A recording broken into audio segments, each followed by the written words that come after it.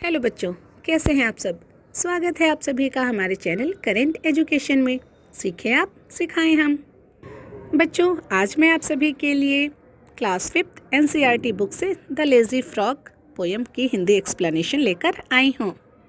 Poem के last में हम इस पोएम की एक्सरसाइज भी सॉल्व करेंगे, तो वीडियो को लास्ट तक ज़रूर देखें। तो चलिए स्टार्ट करते हैं आज की वीडियो।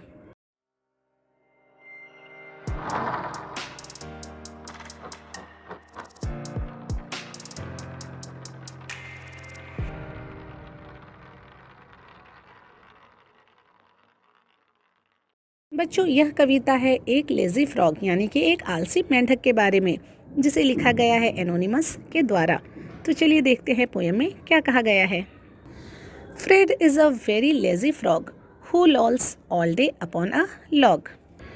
फ्रेड नाम का एक आलसी मेंढक होता है जो कि पूरे दिन एक लॉग यानी कि लकड़ी के टुकड़े पर लेटा रहता है। He always manages to shirk doing a single stroke of work. वह पूरे दिन लकड़ी के टुकड़े पर लेटा रहता था। कभी पानी के नीचे चला जाता था, पानी के अंदर चला जाता था, और कभी उस टुकड़े पर ही लेटा रहता था। उसका पूरा दिन ऐसे ही बीतता था। His poor old mother calls in vain. Come in and help. He does not bother. उसकी बूढ़ी मदर जो होती थी, उसकी बूढ़ी माँ, वह उसे पुकारती थी, लेकिन उनका पुकारना व्यर्थ ही जाता था, बेकार जाता था।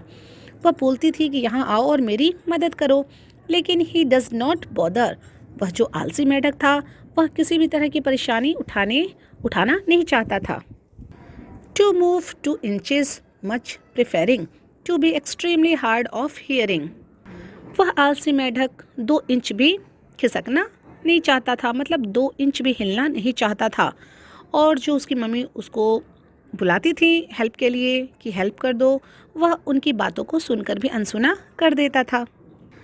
He lies there in a silent heap and stays conveniently asleep. वह हमेशा उसी जगह पर सोया रहता था, लेटा रहता था चुपचाप, और वह हमेशा आराम करने की फिराक में रहता था, मतलब उसे बिल्कुल आराम करना ही पसंद होता था। वह कोई भी काम करना नहीं चाहता था। If a lady frog hops past, she would think he would get up at last to bow and help her on her way. अगर उसके सामने से एक लेडी फ्रॉग भी गुजर जाती और उसे उसकी मदद की ज़रूरत होती, तो आपको क्या लगता है कि वह उसकी मदद करता?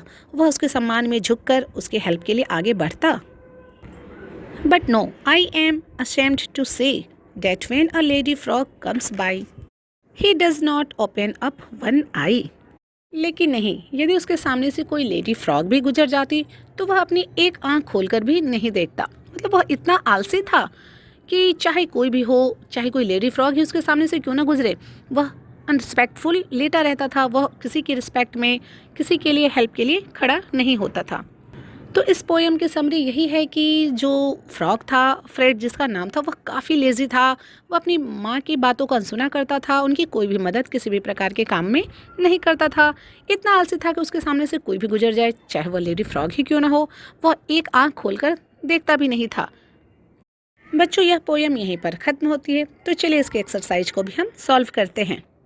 सबसे पहले हम इस चैप्टर के न्यू वर्ड्स देखते हैं कौन कौन से हैं, उसका मतलब क्या होता है। लोल, टू लाई अराउंड लेजली का मतलब होता है ऐसे ही आराम से पड़े रहना।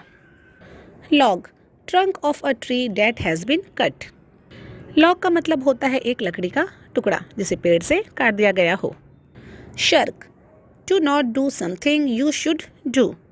शर्क का मतलब होता है कामचोर, मतलब अपने काम से भागना, जो काम आपको करना चाहिए वह काम नहीं करना। इन वैन, यूजलेसली। इन वैन का मतलब होता है बेकार, जिसका कोई यूज़ ना हो। Prefer, like something better. Prefer का मतलब होता है किसी चीज़ को पसंद करना।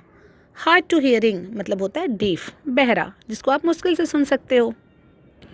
बो, to bend your head to show respect. आप किसी को सम्मान देने के लिए उसके आगे अपने सिर को झुकाते हो, वही होता है बो।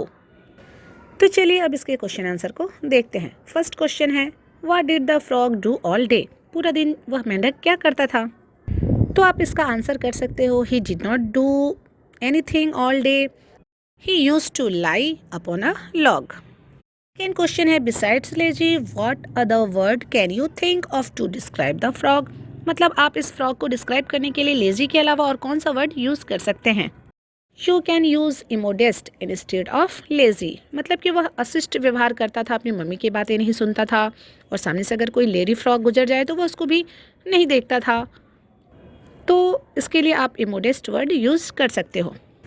नेक्स्ट क्वेश्चन है complete the sentences with reference to the poem. Poem के आधार पर आपको इस सेंटेंस को कंप्लीट करना है।